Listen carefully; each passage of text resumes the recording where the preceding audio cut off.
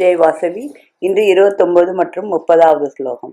யதா பிரதீப்தம் ஜலனம் பதங்கா விசந்தி நாசாய சம்ருத்த வேகாக ததேவ நாசாய விசந்தி லோகாஸ் தவாபி வக்திராணி ஸ்மிருத்த வேகாக.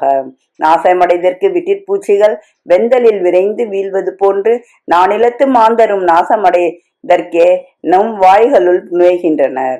சமுத்திரத்தின் சங்கமான நதிகள் தமது நாம ரூபங்களை இழக்கின்றன. ஆயினும் நதியின் நீருக்கு அழிவில்லை. தீயில் வீரும் வீட்டில் பூச்சிகள் உடலையே இழக்கின்றன. போர் முறையில் கூடிய வீரர்கள் தங்கள் சுபாவத்தால் தூண்டப்பெற்று அறிவை இழந்து உடலையும் இழக்க முந்துகின்றனர்.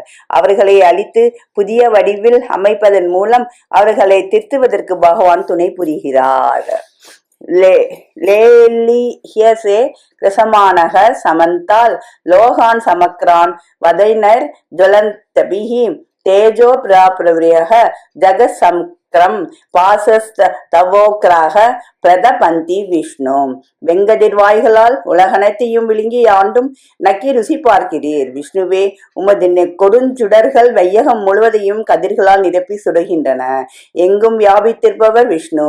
அவர் மங்கள சொரூபமாக எங்கும் வியாபித்திருப்பது போன்றும் ஊழி தீயாக உக்ரஸ்வரூபம் எடுத்து வியாபகமாவதும் உண்டு.